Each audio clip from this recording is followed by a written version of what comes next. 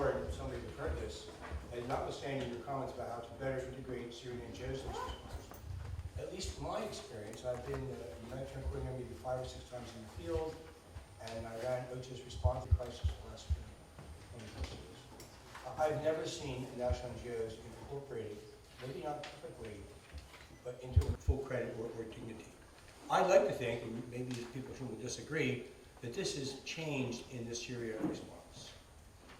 We established, and we mentioned whole of Syria without going into make as an effective response as possible, so that the resources that we have are used in the best way for the people in need. It is not a perfect international NGOs inside Syria, international NGOs outside Syria. Syrian NGOs sit on this border. Now, it's not necessarily a democracy, but everybody's views are heard and taken into account, and there's a chance to influence policies, raise concerns, and bring up the issues. I'm getting to 1 minute soon. So I will be where 80% of the funds that OCHA has from the pooled fund have been given to Syrian national NGOs. The amounts are lesser in Syria and Jordan, like 15, 20%. But that's a far cry from my experience in other crises. A simultaneous translation for all meetings, so meetings are held in English and Arabic. I've been so many, I was in Haiti for 3 years. We spoke English, we spoke French. Haiti's just incredible. It's a different. Maybe last word, 30 seconds. Information sharing remains a challenge. We understand, I understand the sensitivities for security. And as former head of UN security worldwide, ineffective. We cannot be wise in use of our resources. For example, we only learned, just by all our work and all ICI, we only learned in the last 4 to 5 weeks that there are over 40 Syrian NGOs working in the besieged areas. We had no clue. This is just now coming out. Analyzing organizations, but we need to know what is being delivered. And lastly, what happens is you undercut your contribution, and it's not fully appreciated. The role of the services, not just deliveries of items, but the role. Hello, everyone. On this topic, as you know, most of you, clusters are based on 2 principles, the humanitarian principles and principles of partnership. The principles of partnership includes equality, transparency, responsibility, and complementarity. While we were working as part of the health cluster, one of the challenges that we have is Syrian NGOs, we are able to reach our voice to the coordination system. So last year, while we were putting the whole year plan, we talked about the inclusion of a Syrian co-lead in the coordination structure, and this is where I come. And also the whole experience of doing cross-border coordination is unique because it's a remote management of a crisis in the middle of a war. That's what this response is doing, is that it's also innovative. We are doing emergency coordination response 24/7 using new technologies. We use lots of messaging to us. Every information reaches us very, very quickly. We try to coordinate between the national NGOs and international NGOs as soon as possible. And that results in coordination. 60 organizations inside Syria. And Leonard mentioned, for example, the vaccination campaign that took place, and we all know that physicians, nurses, and so on were moving from one house to another to make sure all the children were vaccinated, and that's how the NGOs were the most efficient inside Syria to deliver those vaccines. But at the same time, we lost some of our physicians and nurses as they were targeted doing that. So Samah, can you start teaching us a little bit more about the coordination on the ground inside Syria and your vision for it? Yes, so for field coordination, we as SRN, we are umbrella of 60 organizations, and we started basically to be active in Gaziantep with a Turkey hub, OCHA, and the coordination structure for the last 2 years, and we noticed the lack of having the actors on the ground to be involved in that structure. And since 8 months ago, we launched a platform of field coordination where we are targeting 4 geographic areas with coordinating 4 sectors, and running meetings on the field level where the local actors with local authorities and the stakeholders comes together to coordinate the response. And for us, we see that as empowering the Syrians on the ground who are risking their lives by being part of the decision making, that they feel that they are honoring this response and giving their trying to enhance and respond as effective as they could. And this is where we feel that this structure complement what the coordination structures of whole of Syria and the cluster structure to feed into the information and the data that has been missing and having a gap to promote the accountability for those for the response. So for that, we are being able to close this gap, and we would like also to expand to other geographic area and to other sectors to be able to complement their response and to turn it to a more effective response. Thank you, Sama. So we'll move on to the next. Really obliged and committed to respond to the worst crisis, as you described, Ahmed. At the same time, there was no experience in what is civil society and what it does and how it is shaped. Despite that, in 5 years now, we are talking about organizations that evolved from grassroots organizations to networks, and finally, recently, to a league, a network of networks, which is the highest in the hierarchy of a civil society system. Responsible for 88% of these attacks and responsible for 97% of health personnel killed. Targeting hospital, unfortunately, increased in the second half 2015 after Russia entered Syria. So, which lead to migration, a lot of medical staff out of Syria. Unfortunately, I have lost the best friends, 2 friends in the last month. Dr. Hassan Al-Araj, Hama, health director.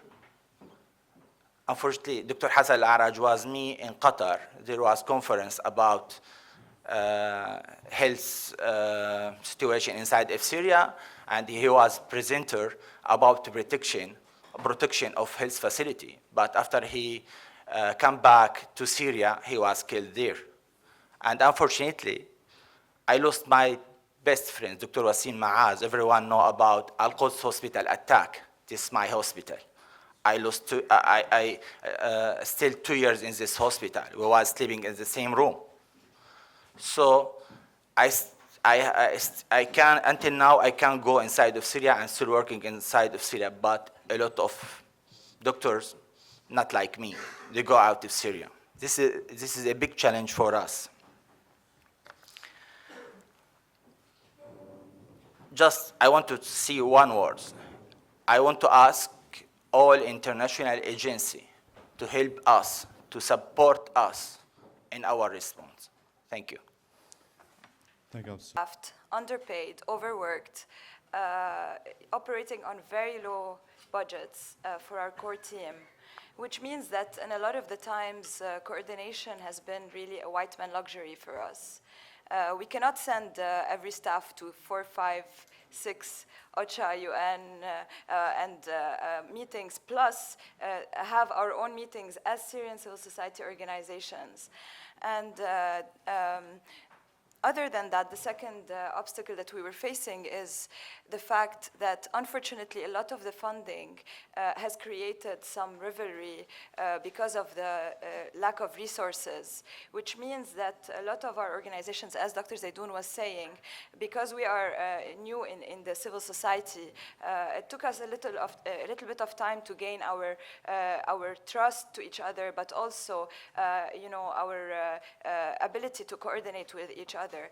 I think one of the first instances of that was when we were invited, although it was a very ad hoc and last-minute invitation to the London conference, we were able to gather our efforts as Syrian civil society organizations and deliver one strong and unified message in which she says that in 2014, although 75% of the work inside has been, and in Syria generally has been done by Syrian organization, only 0.3% of the direct funding went to Syrian organizations, and only 9.3% of the indirect cash funding overall for Syria response went through the local actors. And while transparency is being committed over and over by NGOs, only there is still 30% of the funding of the Syria response that remains unknown, so we don't know where it is.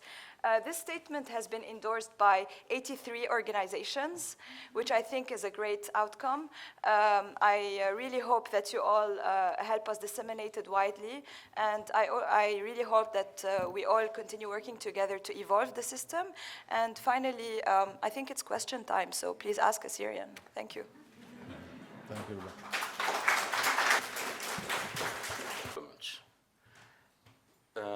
We had great efforts collectively. Everyone was involved in the advocacy strategy and outreach we had to protect and to get the basic of the basic. We are not asking for much. We want hospitals safe, which is something people would ask. No one would believe that this is happening in Syria. But in fact, I would say we failed. And I think now we should tell everyone that we might give up very much soon. Khalas, we will go and build our hospitals under the ground, in caves. We are doing that. It doesn't really protect all the time, because Dr. Hassan Araj was leaving something called the cave hospital. Thank God now we are 10,000 years back in history, and we built our hospitals in caves. So he was leaving the cave hospital when he was assassinated. So we went from, after so much advocacy, we went out from targeting hospitals to targeting physicians directly. In fact, either we don't know much about advocacy, or we finally have to declare our failure. There is nothing much we can do, and as Kevin said, either we now start a new advocacy strategy to change the voting system in the Security Council, and I think this is a bit beyond us, or we just live with the reality. Our hospitals will remain the target, ever, always. Should I give the audience just a small, silly joke, which I have repeatedly said? Al-Sakhur Hospital is a hospital that is run by SAMS. So, like 2 years ago, they decided to move because they used to receive 2 barrel bombs a day, more than patients. So they decide to move, and they find a place under the ground. It happens to be close to Free Syrian Army barrack. And the Free Syrian Army tells the hospital, no way, you don't come here. If you come here, we'll be targeted. Absalam knows the story, right? It's a silly joke, right? But it's painful. It's very painful for us. We've had enough. I really urge every one of you to go back, to go home and say, let us think of something to do to stop targeting hospitals. If anyone can suggest anything, I would really appreciate, because we have exhausted all possibilities, ever. Conferences, media, meeting with governments, and then everybody says, oh my God, this is really painful. Well, I could have said that to myself, and I don't want more sympathy, I want action, but there's no action. That's it, sorry. Thank you, Zidou. Actually, I just want to...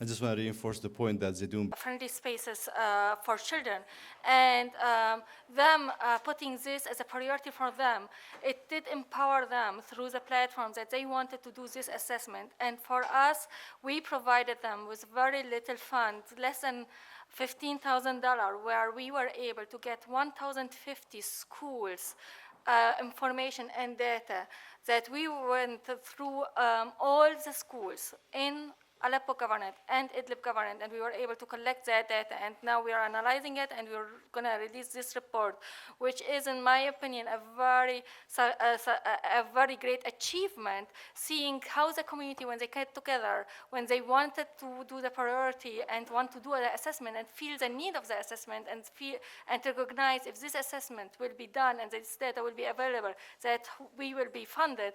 This is where and this is also the other thing that I wanted to say, the coordination work. It's 28 local organizations who did this and coordinate that assessment. So for us, being able to coordinate the local actors and empowering them is where we can get the accurate data from the ground, knowing exactly what's happening and what exactly is needed on the ground. And this is where we wanted to provide the services and the help where it's needed, the most vulnerable people.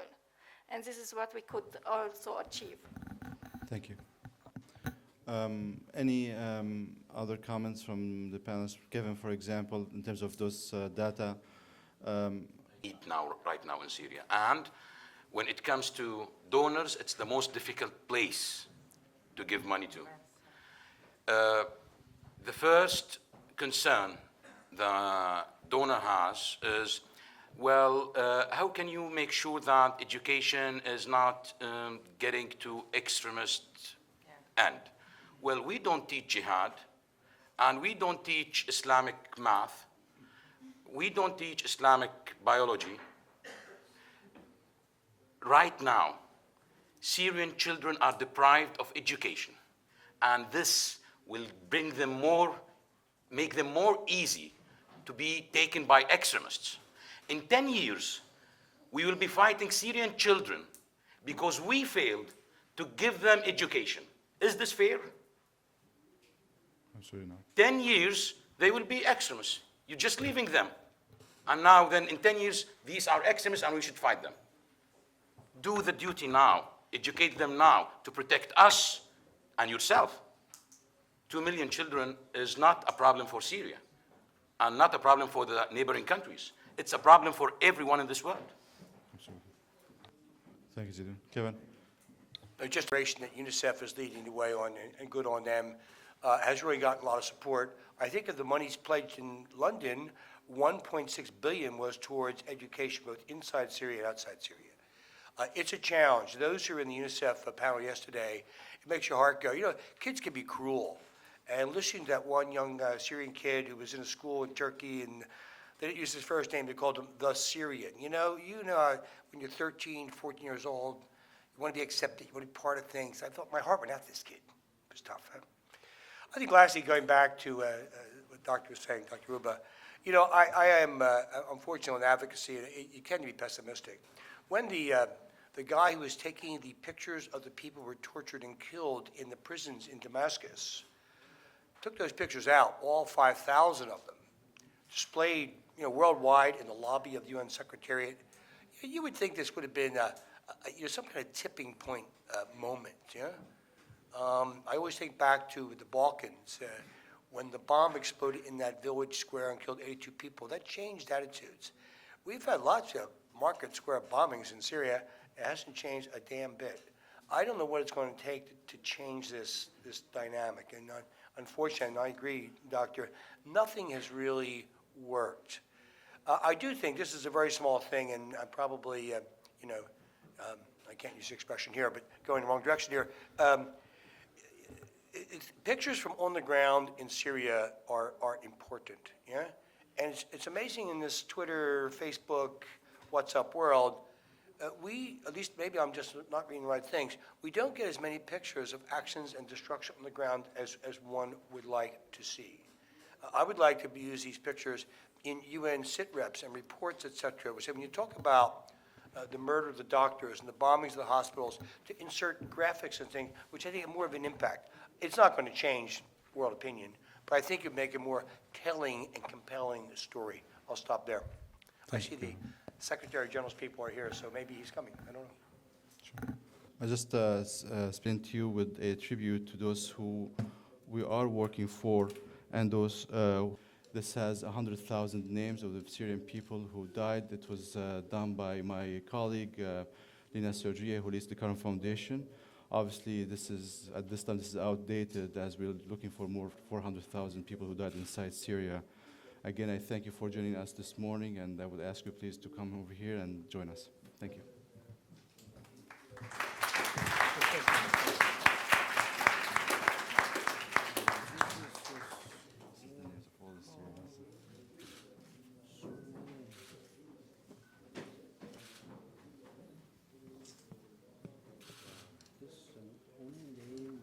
All the names are documented. Thank you.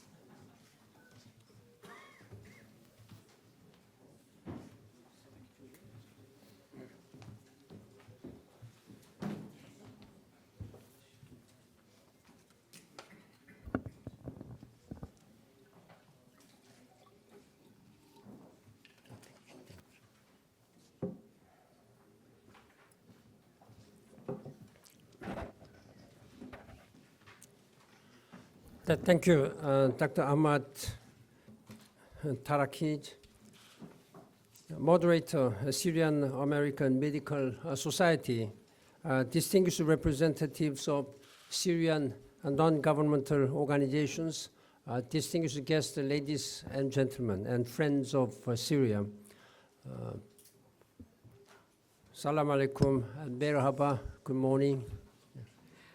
It's a great pleasure to meet you, but with very heavy heart. I didn't expect to receive this very thick book. I just saw just a name, one name. There is no address even. But listing names that thick, that means how many people do you think have been killed during last 6-year crisis in Syria? The most conservative estimate has been most recently 250,000, well over 250,000. As a Secretary General and United Nations system have been very careful in issuing the number, estimated number of people dead, starting from 1,000, 10,000, 100,000. We were very seriously considering whether we should announce this. When there was a 200,000 mark, we were again very much seriously considering. By that time, I was insisting that I think more than 300,000 must have been killed. Why do you insist on 200,000? No, we have to make sure. We don't need to give unnecessary alarms. Then there was internal fightings all the times like this. Then 250,000, this number has been there at least 1.5 years. So I've been saying that it's strange that during last 1.5 years, you see many people are being killed. Can you have most updated one? There has been constant discussion, internal discussions, very serious discussions. Then suddenly one day, the special envoy, Stefan de Mistura, said 400,000. Since he said so, this must be authoritative one, but I'm sure that more than 400,000 people must have died. I don't know how many people have been listed there. I don't think 400,000 might not have been listed there. Then even with the less number, you have this thick book, only the names of death. I'm receiving this book with really heavy heart. This is a totally unacceptable situation. As a Secretary General, this is really, I think you will share with me a heartbreaking situation now. Ladies and gentlemen, the humanitarian situation in Syria has been of the gravest concern, not only to me, to whole world's people during last full 5 years now. We have just begun in March, 6th year. Yesterday's use of bomb attacks in Tartus and Jableh are further demonstration that there is nowhere safe for civilians to go. This year alone, continued fighting and airstrikes have caused thousands of terrified children, women, and men to flee their homes, seeking safety from bombs, shelling, and other violences. I'm also very worried about the escalating military activity in areas in and around Damascus, in Aleppo, and Idlib, and north of Homs, which is causing mounting civilian casualties. I call on all parties on the cessation of hostilities to abide by its terms, and I call on all member states to use their influence immediately to end the carnage by bringing about a negotiated settlement and a political transition. Despite the modest progress on reaching some besieged areas in recent weeks, millions of Syrians are trapped without access to food or essential medical care. International humanitarian law very clearly states the responsibility of warring parties to protect civilians and to do everything possible to avoid the civilian casualties. Denying people access to food and medical care is another serious violation. Attacks on hospitals are war crimes, and those responsible must be held accountable. I have already requested formally 2 times, at least 2 times, to the Security Council that those perpetrators who committed war crimes and crimes against humanity must be brought to International Criminal Court. And High Commissioner for Human Rights also made a formal statement to that effect. Ladies and gentlemen, and despite this continuing horror, Syrians working to help and protect each other every day are an example of humanity and solidarity to the world. The courage and dedication shown by Syrian volunteers and staff members of NGOs and civil society groups who brave rockets and bombs to perform search and rescue work and to deliver humanitarian aid of all kinds is moving and inspiring. Local people and organizations do the vast majority of humanitarian work around the world. In Syria, local NGOs and civil society organizations can reach places and people that foreign groups cannot access. Their networks and understanding of local conditions and culture make them a crucial partner for the United Nations and the entire international humanitarian community. Syrian humanitarian workers have paid a terrible price for their bravery. Hundreds have been killed and many more injured. Your commitment is an example to us all. Protecting humanitarian workers is a core tenet of international humanitarian law. My senior officials and I raise it every opportunity with member states and in the international community.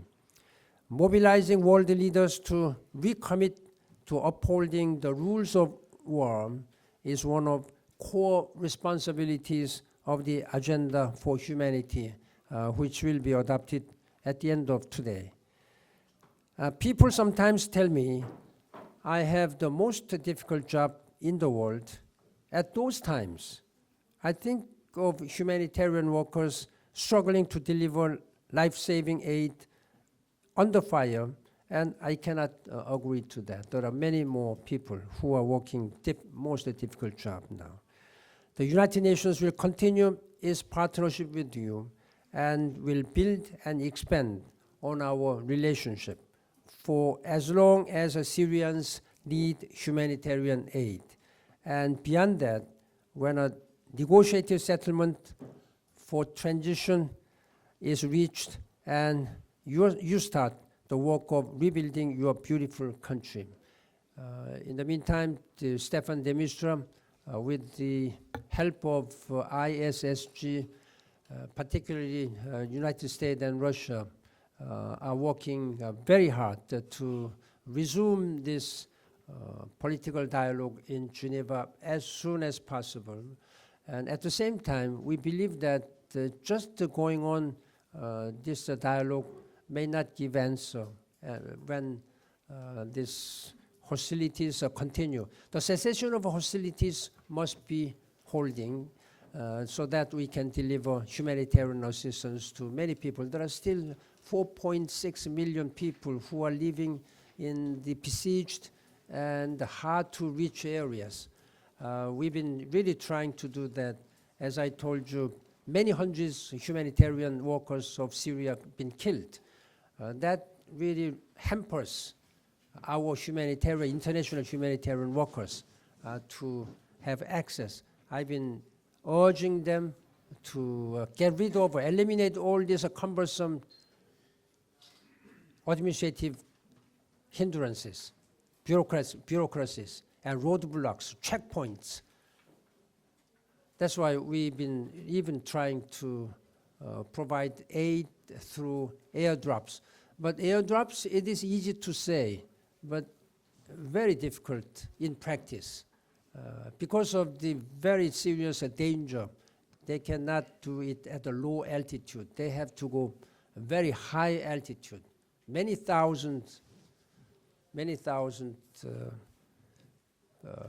feet above, like a little lower than normal airplane altitude. Then you may expect that there will be heavy wind, all these weather changes, then you don't know where these parachuted pellets may land. It's very difficult to have them land at the designated, targeted area. But we will do again soon to provide humanitarian assistance as much as we are doing, employing all the means possible for Syrian people. Please know that even though there are still many people who need desperately our aid, while we are not able to meet all the requirements, but we are doing our best. But I ask you to be courageous and hopeful, also persevere all this situation. I know that the Syrian people are very intelligent people. One day, just a few years ago, many years ago, I was invited by Syrian ambassador at the time. There was a peaceful time. It was a peaceful time in New York. I normally don't attend that kind of function. I was surprised that there were about 200 Syrian community in New York. Most of them were medical doctors. So I thought that, then are there only Syrian doctors in New York? There are so many medical, everybody who presented themselves with a name card was medical doctors, all medical doctors. I was impressed. Wow, all Syrians are medical doctors in New York. I thought that there are many Korean doctors, but much more. So that much you are really intelligent person. Again, I thank very much for your strong commitment and commitment for humanity and peace. I thank you. Thank you. Again.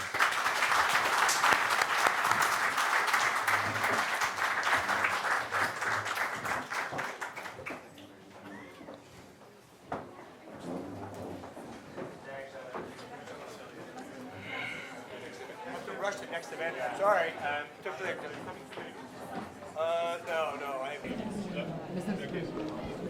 Mr. Secretary General, we are NHK.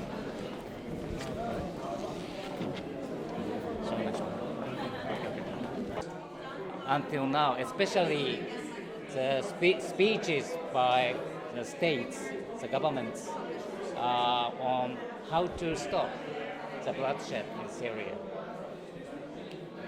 I myself held... I wish I could see more serious work to end the war in my country. All what I hear right now is all what I heard for the past 5 years. There is nothing that gives me new, that tells me there is something new in this event. I hope there is something, but I have my doubt. You mentioned there is no action. There is on no the action. ground, So There is no action. Some of the countries accuse each other, the supporters of the regime and supporters of opposition in the speeches. I'm a medical organization, okay? I don't care who supports whom. I want the basic right of a human being to be served in a hospital, to be hospitalized, to be cured. So this is the basic. So I don't know who is supporting whom. I don't care. I want only one thing: protect hospitals. That's it. Is this too much? So in this summit, there is no, for the member states, there is no obligatory obligation for the commitment. So what do you think about it? Just stages. We will keep pushing, but again, as I said, I mean, protocolic, nice speeches, but not much sense in it. I don't see it. I don't feel it. I hope I'm mistaken. That's it. Now the schools are targeted, the hospitals are targeted, and humanitarian situation is getting worse and worse. How are you frustrated as a medical? I have to live with hope. Otherwise, we could have closed and just went back to our homes. I still have to live with hope. However, the frustration, the disappointment, the ample pain inside us is enormous. We don't know what to say, what to do, how to react. For 5 years, we have been calling for just the full protection of hospitals, the basic principle, the basic of the basic, with no action. Frustrates, but we will keep on. What can we do?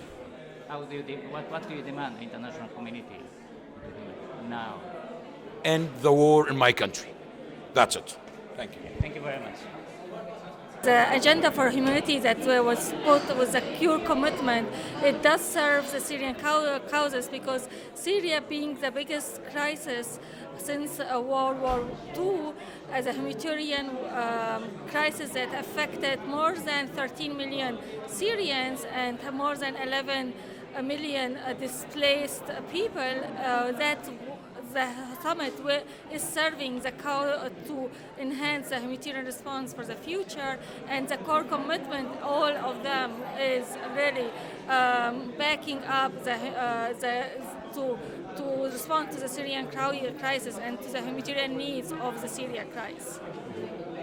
When we heard the speeches of the states, head of states and officials, some of the states just accuse the other countries regarding how to stop the bloodshed of the Syrian situation. So there is no concrete steps to stop. So How are you frustrated? the humanitarian deterioration situation in Syria is related to a politic cause, and there is not a very wide politic will to end it. And yes, we need more political leaders to take leadership on ending this crisis. And we will call all the leaders to end this crisis because of the consequences of that the people is suffering from the crisis and from the war. Now inside Syria, the hospitals are targeted, schools are targeted, so the situation is getting worse. So, but the effort for stopping the war itself is a bit stuck. So Yes. How do you think about it? Again, we need a political will from the leaders of the whole world to stop this war. The consequences of not taking action has been the people suffering inside Syria and paying the prices, and the money that's spending on the war is much more higher than the money that's spending on eliminating suffering. And we need to eliminate the suffering by ending the war and ending the funding the war and trying to get all the leaders to commit to that ending suffering for the Syrians. Thank you very much.